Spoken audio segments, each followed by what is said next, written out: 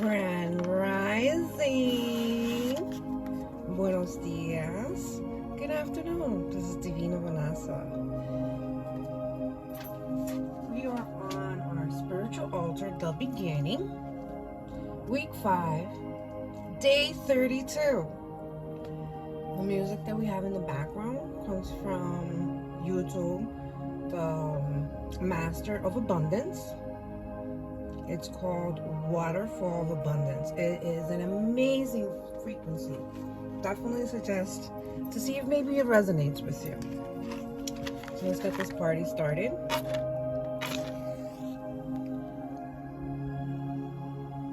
We light our candle. And then we turn off our match. Let's make sure not to blow it out, because we do not want to offend the fire gods. We wake up in the morning, we light our candle, we give thanks for the beautiful night that we had, for all the messages that we have received, and all the guidance. We will take out our journal and write down anything that we remember, especially if any of our ancestors or guides have introduced themselves to us.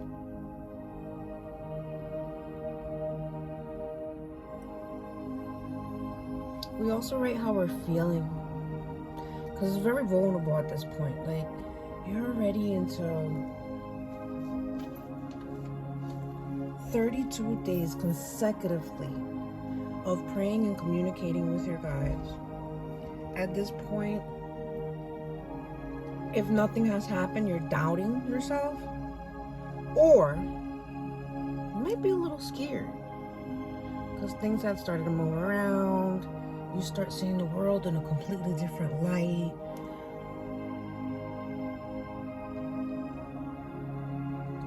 They start communicating. They may tell you they don't like somebody.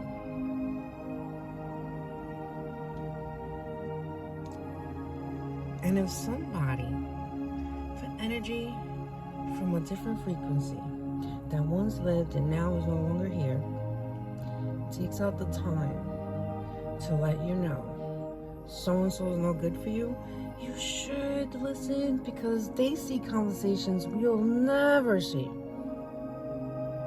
They witness things that we may never experience. So they know who is who and who is on your team and who is there for you. So listening and accepting the messages that they give you is one of the biggest challenges you may encounter. So learn to embrace it. Understand it's for your greater good. They only want the best for you. At the end of the day, they want you to elevate spiritually. They want you to become the best version of yourself. And they don't want anybody in your path that's going to tarnish or your reputation, or how do I put it? They only want people who are on your team, who want to see you grow, who are going to cheer you on to the next level. They definitely don't want someone who is envious of you.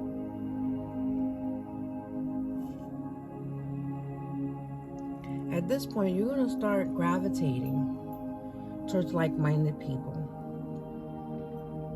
It's like people that you never notice in your community that maybe you just say hi to. It's like, now you see them, you're like, oh wait, look at her. She shines different. Look at him, he shines different. And you start wondering, are they leveled up spiritually, you know? And it's like a magnet. They start gravitating into your circle.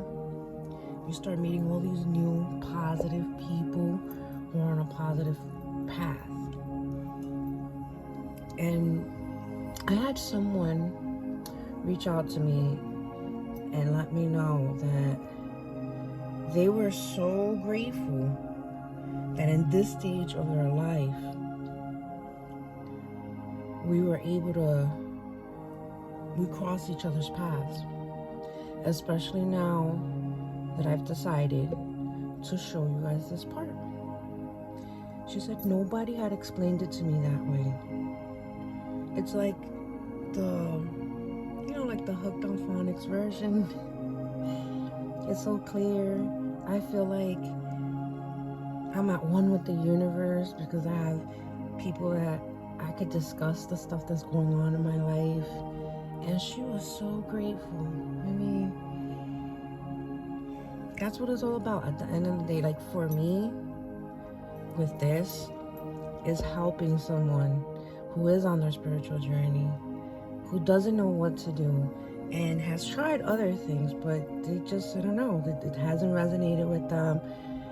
And now they're on day 32 and they're so excited to finish their 7 weeks and seeing what comes next. So let's be patient and embrace the 7 weeks of daily prayer and communication at your altar with your guides and your ancestors. They've been with you since day one, but you have finally decided to make contact. You knew something was there, you just didn't know what it was, and sometimes you were very scared because it's different. You didn't know who to talk to about this because 99% of the time, people will look at you like you're different. They'll pass judgment and want to give you psychotropic medication. But not everything is psychotropic. Some things are spiritual. And when you embrace it, you learn how to control it and you learn how to live with it and manage it and create the balance that you need. And understand that no, you are not insane. This is part of your journey. You have a light and it needs to shine bright, bright like a supernova. So in the morning we pray and we give thanks, right? And then if you're like me, you don't have to do it. You do what resonates best for you. At the end of my day, I will light another candle. Or if I turn this one off because I didn't finish it before I left, I'll like smudge it and turn it back on when I get home because we don't want no fires. Anytime you have a candle, you have to attend it. You have to be there. I'll give them thanks. I'll turn it on again at the end of my day. And I'll give them thanks for guiding me throughout my day, for all the messages I received from people around me. And I invite them to join me in my dreams to communicate, because I don't like hearing or seeing the shadows or they kind of like, it's like a shadow, but you see like the outline of a person. I don't like seeing that. So I'd rather invite them into my dreams where they could show me their true self and communicate on a better level, you know? That's not as scary for me. That's what works for me. If you want to invite them to start talking to you directly right there, that's entirely up to you. Me, on the other hand, I'll see you in my dreams. That's my deal breaker. Like, come on. They were like, come on, guys. Tell me tomorrow night. Unless it's an emergency, then go ahead.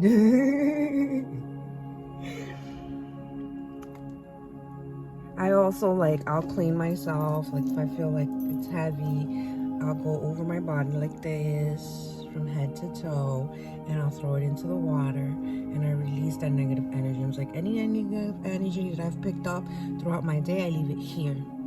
Goodbye. And then I'll go take a shower, put on my PJs, wait for this candle to finish, put on my meditation meditation music. I'll pick a different frequency every night, depending on what I'm working on. Like if I'm working on abundance, I'll put something like this. If I'm working on healing, because I feel like I need to heal, I mean, for the rest of our lives, we're gonna have moments where we need to heal. And sometimes things from our past will surface. So we gotta deal with those traumas. We gotta deal with those traumas. That's what the full moon is for dealing with those traumas. And the new moon is for you to manifest, honey. Don't forget that. Love and light. I'll see you tomorrow, guys. I'm so excited. Thank you for joining me. Love you. Bye-bye.